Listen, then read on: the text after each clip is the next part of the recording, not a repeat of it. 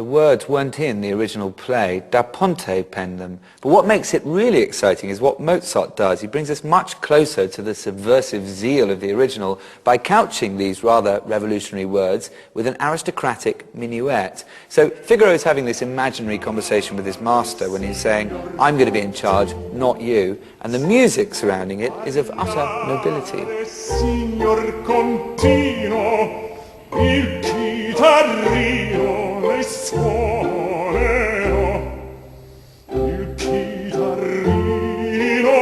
suonerò sì, le suonerò sì, le suonerò.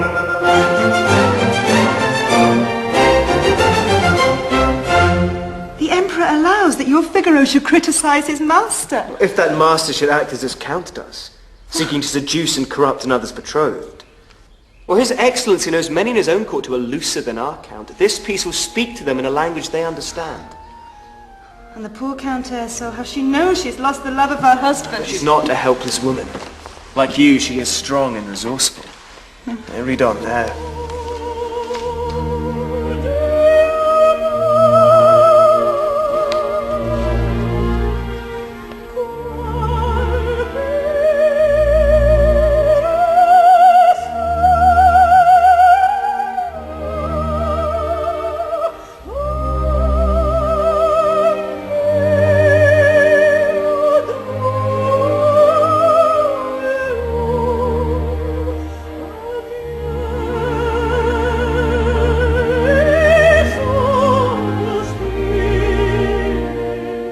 Porgy Amor has these incredible long lines of intense suffering.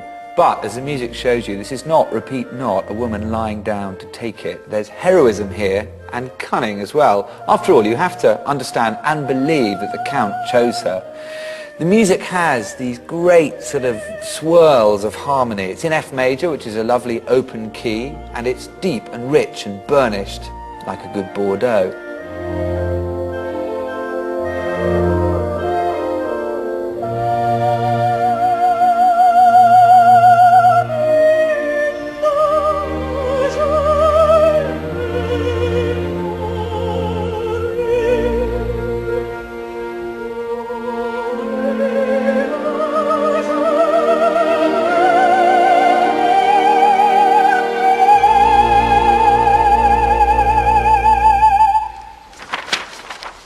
She will join forces with the servant Figaro and his beloved Susanna, and together they will trap the Count. And there is no doubt of Susanna's love for Figaro. I'll let the music answer that question. Here.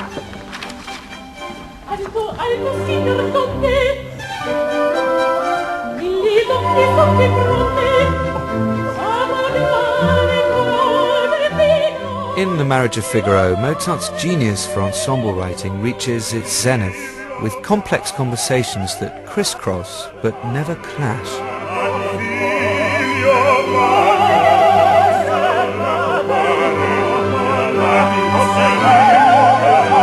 The great thing that opera affords to any composer is the opportunity to articulate several different points of view simultaneously. And of course, in the hands of someone like Mozart, it's elevated into a completely different stratosphere. He had this amazing ability to inhabit a form with complete artistic freedom, and then to look on it from the outside, in a sense to be looking at the whole of humanity, with huge wisdom. Senti questa!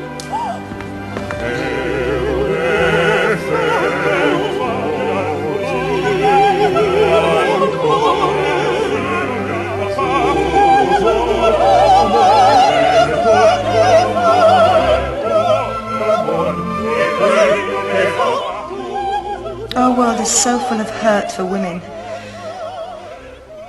Tell me you will never turn a cold shoulder to me, Wolfgang. Oh, my dear little wife, who is quite plump, but only round the middle. I kiss your hands 1,000 times.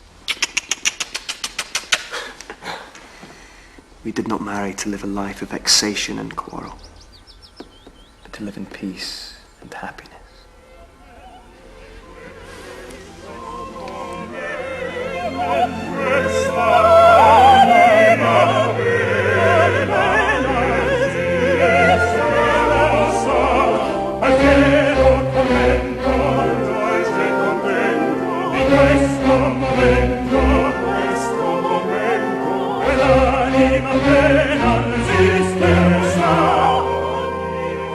opera's first performance in Vienna, some of the singers made deliberate mistakes out of hatred and envy. Their intention was to bring about the opera's downfall. I tell you, when this piece was performed in my hometown, Prague, Mozart's art triumphed completely.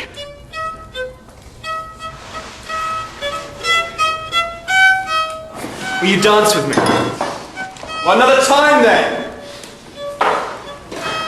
How accurately the subtlety of your melodies expresses the meaning of the poet's words. It took me a while to trust Ponte, you know. These Italian gentlemen can be very civil to your face, but behind their smiles... Given the unpleasant professional rivalry and relative lack of success in Vienna, Figaro only ran for 9 performances, why didn't he simply move on to somewhere like Prague, where he was more appreciated? I think it's possibly because he was determined to succeed on his own terms. He'd adopted Vienna as his home and so had to prove himself to the city. Anything less was true failure. May I address you as a friend? Here, we appreciate the true value of your works. Come and live in Prague. True. I met with all possible courtesies and honour here. And Prague's indeed a very beautiful city. But I'm homesick. And long to be back in Vienna and the arms of my dear Constanza. Here in Prague, people talk of nothing but Figaro. No opera draws audiences but Figaro. Nothing can be played, sung or whistled except Figaro. Young people fly about in sheer delights to Figaro arranged for dancing. Nothing. Nothing but Figaro. The success of our piece was as complete as we could desire. Theatre managers would cry, "Long live Mozart, long live Da Ponte. As long as they exist, we shall never starve."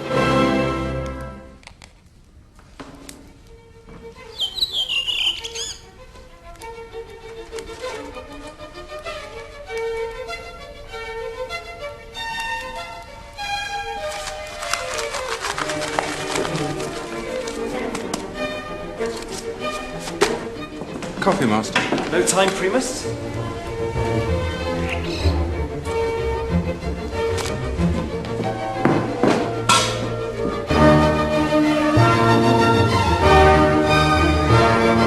Master. Thank you, Primus. The Magic Flute is one of the most extraordinary works Mozart ever wrote. In fact, it's one of the most extraordinary operas ever written.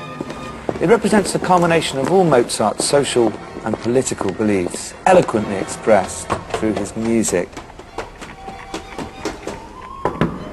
2 minutes, Mr. Schikaneder. The path that started with a Domineo developed through Figaro and the other operas he wrote with Da Ponte and reaches its sublime height in the Magic Flute. And whereas his Italian operas had been written for the Italian opera house in the city centre, this one was written for the suburban theatre and a mainly middle-class audience.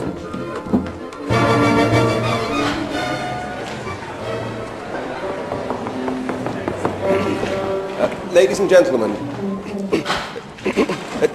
gentlemen, Mr. Emmanuel Schikaneder. Everyone here, good. Actors and actresses of the Free House Theatre, we are to have the honor to perform for the first time a grand German opera in 2 acts. The Magic Flute, written by your humble servant, Emmanuel Schikaneder, proprietor of said theatre, with music composed by Kapellmeister and Imperial Royal Chamber composer